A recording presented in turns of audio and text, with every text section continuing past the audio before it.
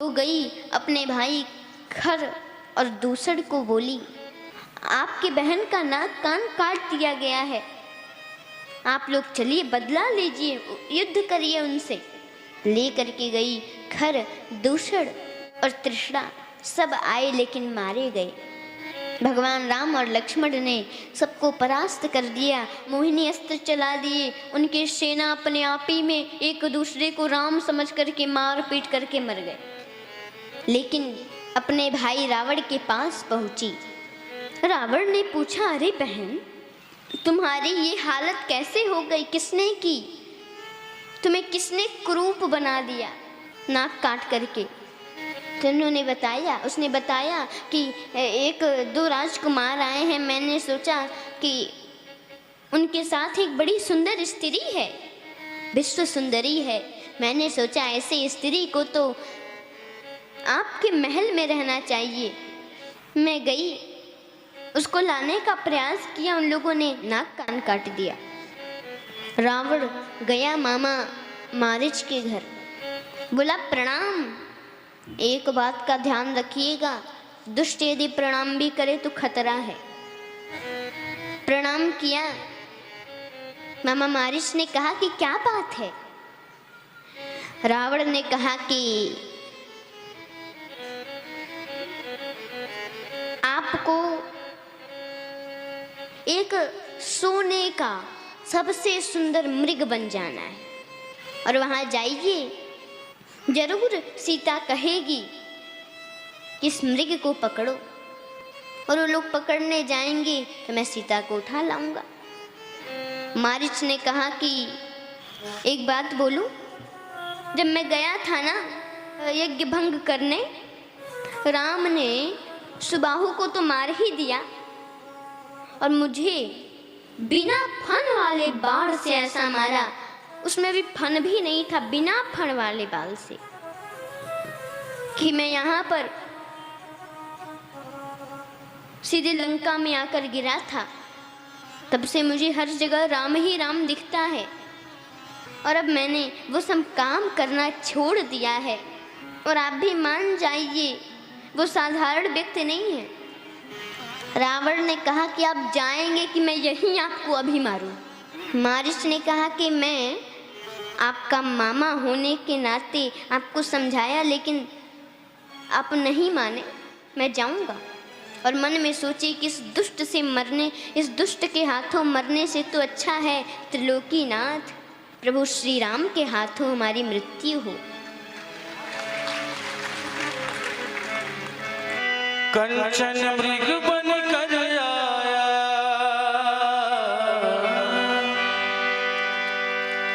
कंचन मृग बन कर आया, सिय का अपहरण कराने,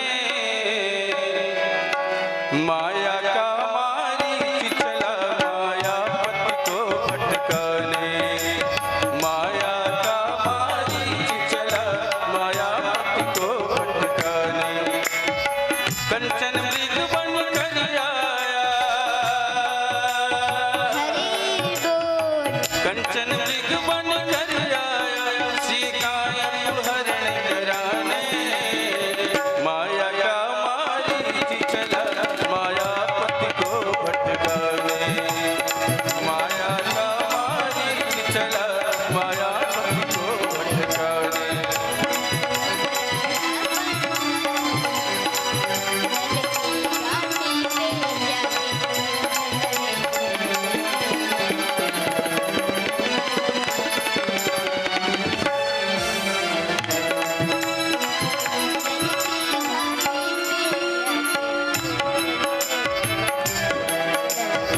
सीता बोली वो देखो स्वामी है मृग कंचन का, लाए चर्म निशान रहेगा 14 बरस गमन का।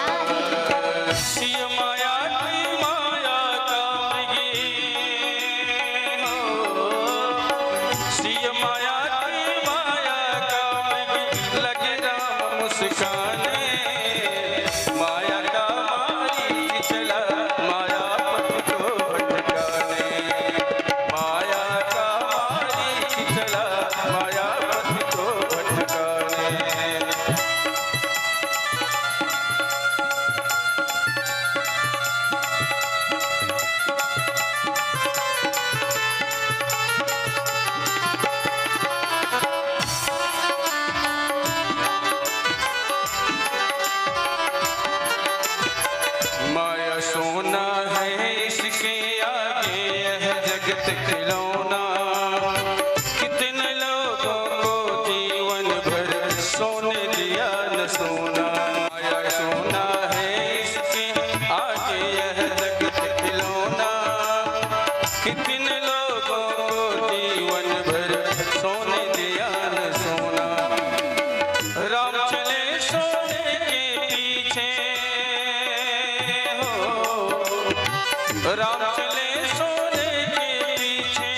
हम सबको समझाने, माया का मारीच चला मायापति को भटकाने, माया का मारीच चला मायापति को भटकाने।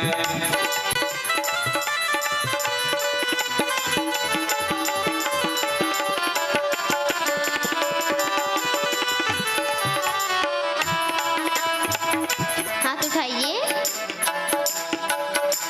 हाथ में कोई दिक्कत नहीं ना है? लीजिए हम भी उठा लिए, अब तो उठाइए सब लोग, अब ताली बजा के और गाइए। मायापति को भी वन में इतना दौड़ाई माया, इसलिए जीवन में कहीं बड़ी माया की ना छाया। राधे।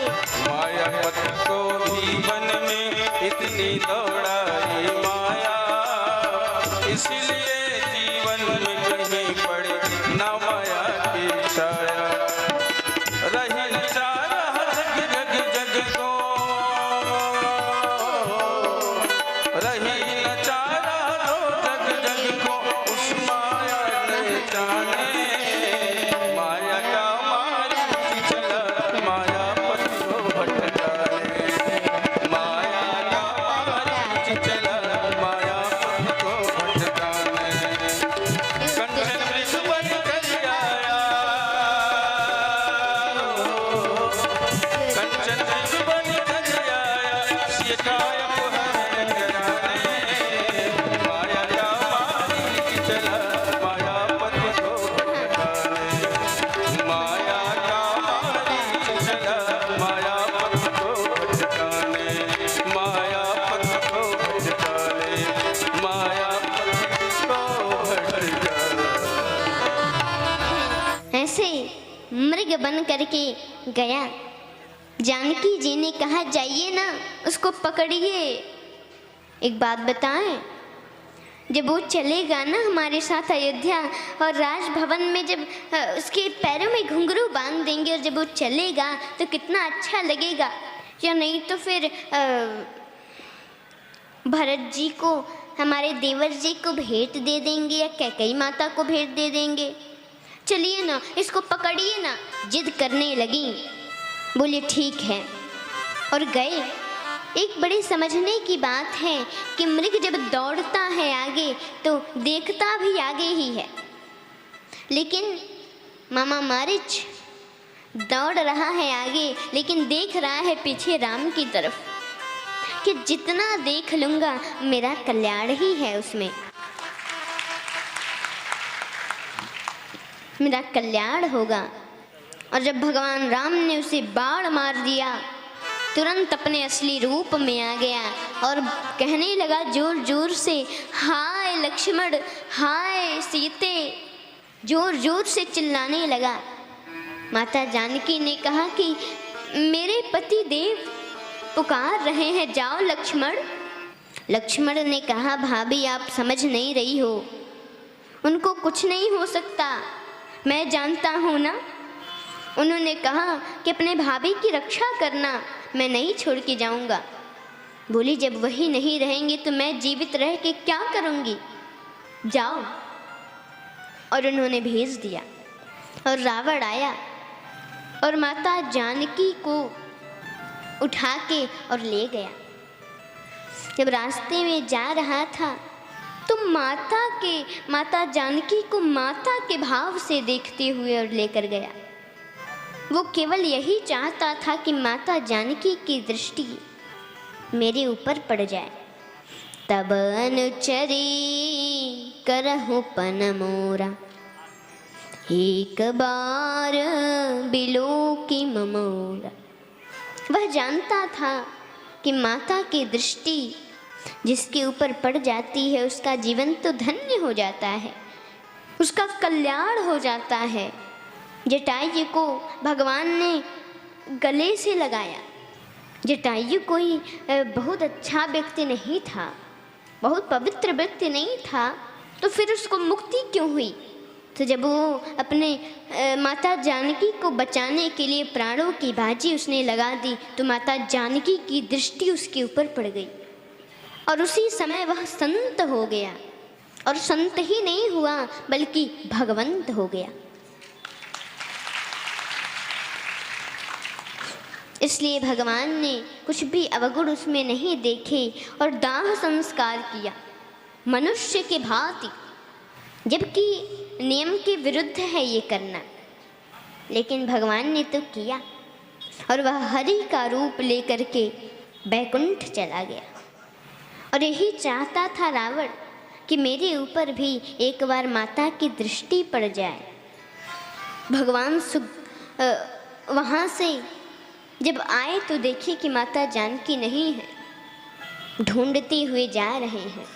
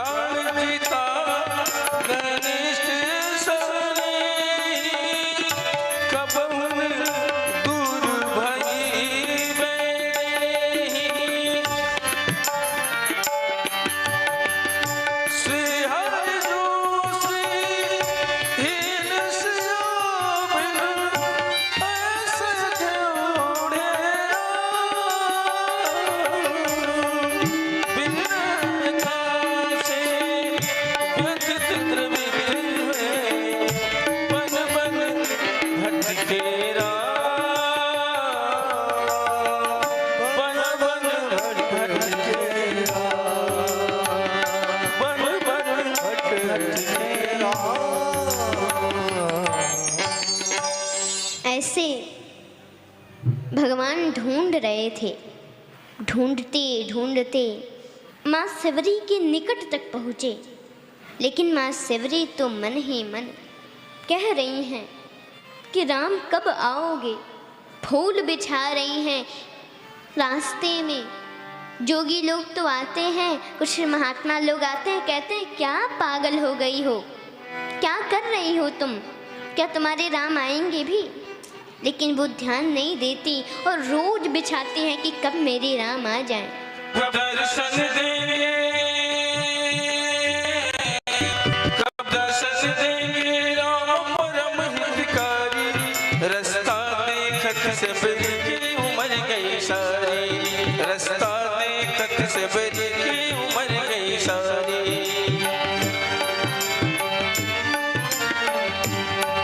कब दर्शन देंगे राम परम हितकारी, कब दर्शन देंगे राम भक्त हितकारी। रास्ता देखत सबरी की उम्र गई सारी, रास्ता देखत सबरी की उम्र गई सारी।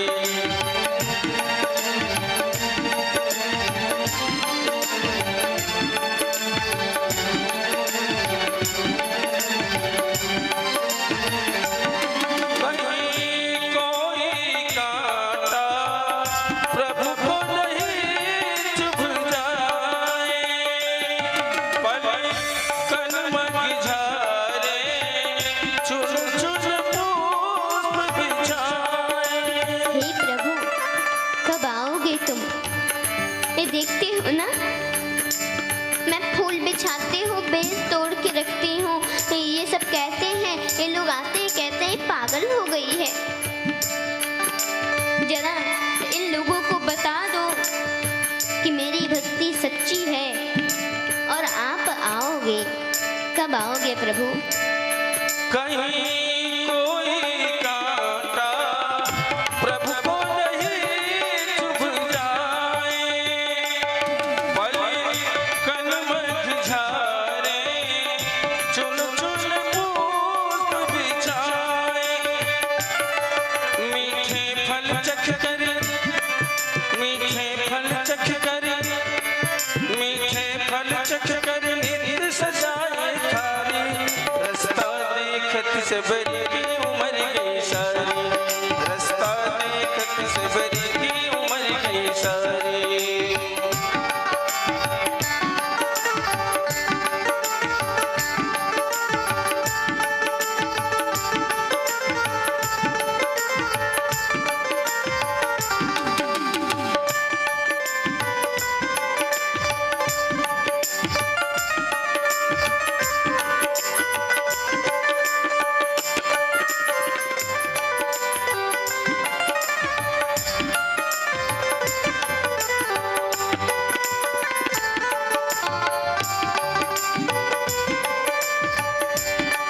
श्री राम चरण में प्राण बसे सबरी के, प्रभु दर्शन दे तो भाग जगे सबरी के।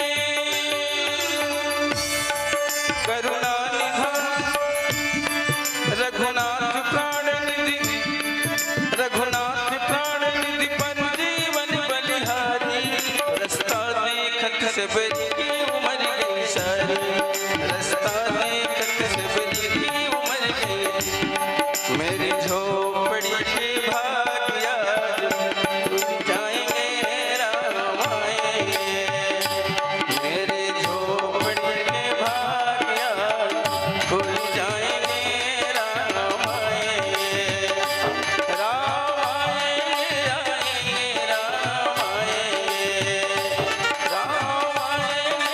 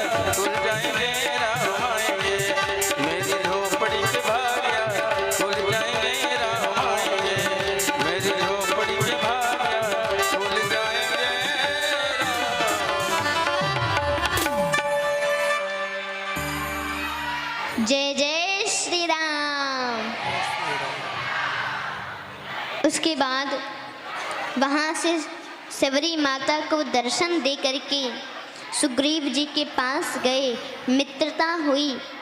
पहले आप लोग शांत हो जाइए।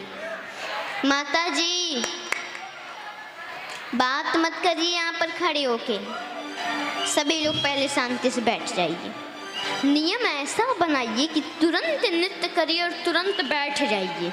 और पता है ये जो आप लोग आगे आ जा रहे हैं ना बहुत ज़्यादा, तो ये ठीक बात नहीं है। अपने जगह पे ही तुरंत ऐसे हम खड़े होकर थोड़ी बताएं, ऐसे हम अपने जगह पे बैठे हैं, तुरंत ऐसे हाथ लगाइए नीचे और तुरंत उठ जाइए और तुरंत नृत्य करना शुरू कीजिए। सुपर फास्ट काम कीजिए। अब हम भी आज सुपर फास्ट कथावाचिका बने हैं। एक होता है पैसेंजर, धीमी गति से चलता है, जो एक बार पहले आता था धीमी गति का समाचार।